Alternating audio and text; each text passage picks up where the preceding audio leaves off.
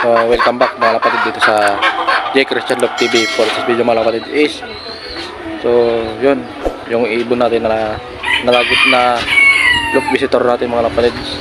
Hindi na maalam na mga kapatid. Tuloy nang namaalam yung ibon na love visitor natin dito.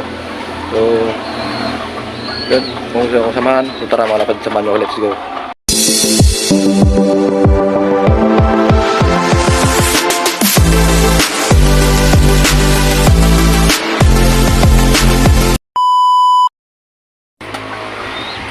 So yan mga kapatid, so yan, tuloy na ng paalam yung ibon na love visitor natin mga kapatid, yung RC.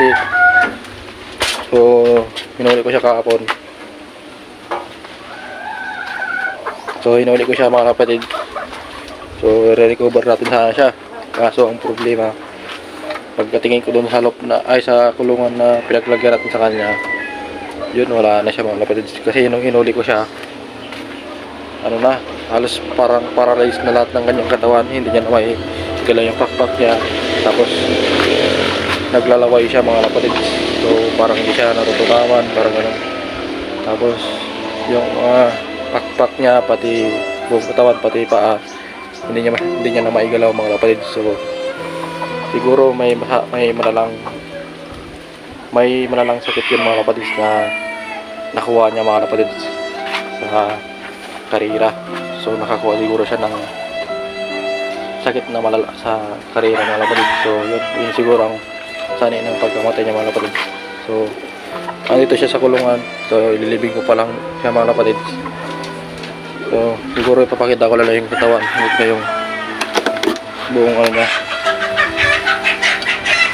So tatakpan na lang siguro natin yung kamay. Yan na siya, oh.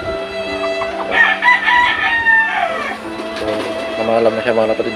Sayang hindi na siya nakabalik sa amo niya. So yun.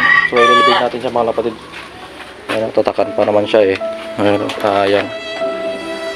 Hindi na siya nakabalik sa amo niya. At saka yung BBC pala na love visitor natin dito mga kapatid, yung ano natin yung love visitor. So yun, wala na rin mga kapatid. So malis na rin. So nung nagparonda tayo, pagtingin ko sa mga ibon ko, wala na siya mga kapatid. So siguro nakahatak na siya ng ibang ibon mga kapatid. So mas okay na rin yung mga kapatid para makabalik sa may-ari. Sana nga makabalik na yung BBC na nasulok, yung love visitor natin mga kapatid. So yun na update natin yung mga kapatid. So dito ko na siguro puputulin yung video natin mga kapatid. So yun, so like and subscribe. Ingat mga kapatid.